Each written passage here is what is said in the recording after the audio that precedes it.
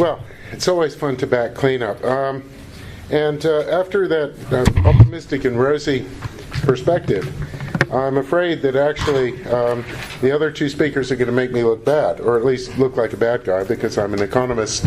And there are certain downsides to these things that I think it's reasonable to be aware of. In terms of growth and innovation, I think it's important, and I think Paul picked up on this very well, to differentiate growth from recovery. Because with recovery, we are burdened with a set of expectations, disappointed expectations that we wish to restore.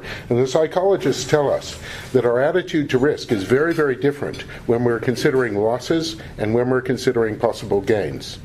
And so there is a sense in which if the path to recovery leads to innovation, and innovation involves taking risks, we have a particular need to engage more particularly, or more carefully with what these risks are. That's especially true in relation to the Internet. We've put a lot of hopes on it.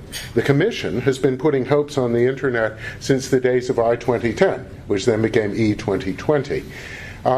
Many of these hopes are not fulfillable, and that my first point about the digital agenda is that the digital agenda targets are like the acquis communautaire, not a destination to be reached. They're a platform for collaboration, they're a way of quantifying certain aspects of what we do, but they are not in themselves a safe landing place, nor does their achievement necessarily bring benefits. Let me take just one example: broadband penetration and uptake. Now, it's certainly true. I, too, live in a village which doesn't have an unbundled local loop. No matter which provider I use, I have to go through BT to get to them. And BT understands that if they're selling competing lines to other people and they ration the amount of capacity those people have, if a potential competitor gets too successful, its quality of service will drop and people will migrate away from it. Not necessarily to BT, because they may be expensive customers to serve. But there are economic forces that dictate how the technologies get put in place. The other thing is that if we have faster and faster worlds, then small differences in the quality and speed and nature of our access to information or to each other or to any of the other things that we do on the Internet can have enormous consequences, much larger than they would if the speeds were slower. One of the areas where the Internet has had a profound impact is on financial markets and the way financial markets operate. I'm currently involved in some work with the UK government on high-frequency trading and algorithmic trading. You're probably all aware of the flash crash that occurred in May 2010. What was the flash crash? Well, the flash crash was one rogue algorithm dumping a ton of trades onto the market. Why did it matter? Because that flood of orders slowed down the propagation of information to other computer programs that were operating so fast that there was no real human intervention to say, is this real or is this not? The market efficiently processed the information, and within 2 minutes, $16 trillion, according to one measure, was wiped off the value of the US economy. Of course, 28 minutes later, it was all back. But that value was no more solid, real, and actual than some of the figures claimed for the impact of the Internet on the economy. We could attribute the growth of the economy to the Internet because it takes place over the Internet. We could equally attribute the value of trade to ships and roads because it takes place over those ships and roads. I think it's important that as the technologies diffuse out, and in particular to the extent to which they change services and business models, that we recognize that they were a cause but not a unique cause and not an irreplaceable cause, and like the digital agenda targets, they become a sort of focal point. Now, having said that, what do we know about the kind of economy that's built on the Internet? Well, it is a complex system. There are many, many networks, groups of people who are put in contact with each other. When that happens, something occurs called emergence. And what emergence means is that things happen at the systemic level that cannot be understood or even described at the level of the individual little microbits. Now, there's a lesson in that for governance, whether it's private sector government or governance or governments themselves. They are used to controlling things. And in particular, they're used to defining a problem and then solving the problem. Predict and provide is as much a part of business models and what governments do as it is of transport policy, where the phrase originated. But it doesn't quite work like that. Innovation tells us that it doesn't work like that. When innovation was just invention, it came from labs. The labs were in universities or in large corporations. The stuff got patented, then it got sold on.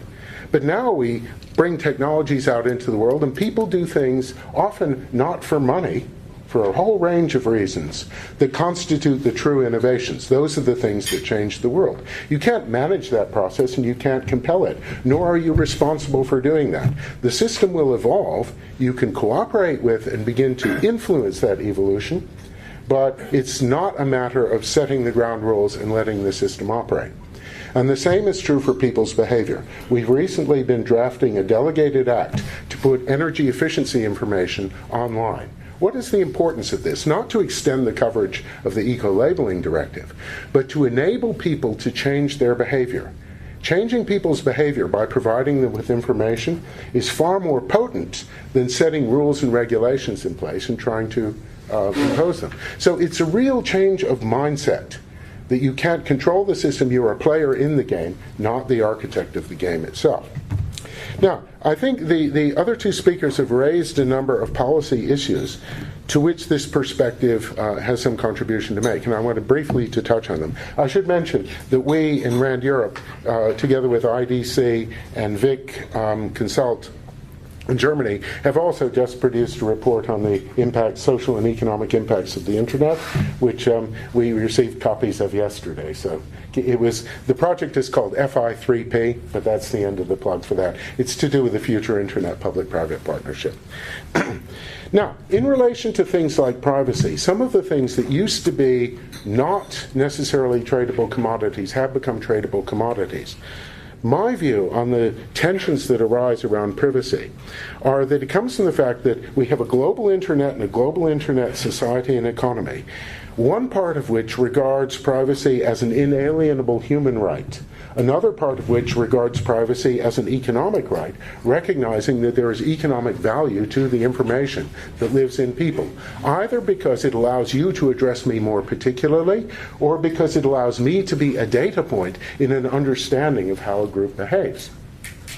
Now, if we have part of it protecting it as a human right, part of it protecting it as an economic right, the consequence all too often is that neither form of right is adequately protected. So a different kind of conversation. And the Safe Harbor Act sort of provoked some elements of this, but that conversation is far from complete. And particularly also in relation to privacy, what I said about changing people's behavior, we think about privacy as though it were only about data. But increasingly, as we do more and more on the Internet, it's not the records about us that matter. It's the choices that we make that matter.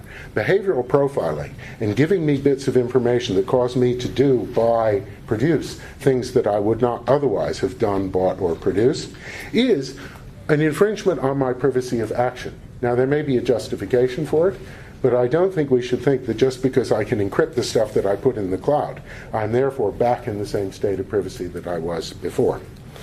Another one is to do with things like ACTA and the actions of one part of the value chain working through the others. I won't say much about ACTA, except to say that in many countries there is an attempt to get parts of the Internet value system to take actions that defend the interests of other parts of that value chain. And if we think that the creation of content is now more democratically dispersed and the Internet has allowed more people to communicate, then reinforcing the old channels of distribution and their rights may not be the best way to go about it. But the democratization of the process and more transparency would certainly be useful. And then a final thing about employment. I believe that the use of human capital, the ability of people sensibly to participate in their societies, is of profound importance. It's that energy, that sense of possibility, that will be the only thing that lifts us out of this structural malaise. And yes, the unemployment of the young is a terrible thing. I run a degree course at Warwick University. I see the waste of these people, and in particular, the waste of their psychic energy. I think if they are trained to fill jobs, rather than having employers who see what they can do, make an assay of that, and figure out how to use it, again, the predict and provide sense of mentality, that your job as a student is to fit into one of the predefined roles. Well, you will not create a new world by doing that. But the same thing's true at the other end. Technologies allow us to be productive far out into our longer lives. We are living longer, but the period of decrepitude is not getting longer. It's about 6 years towards the end of life.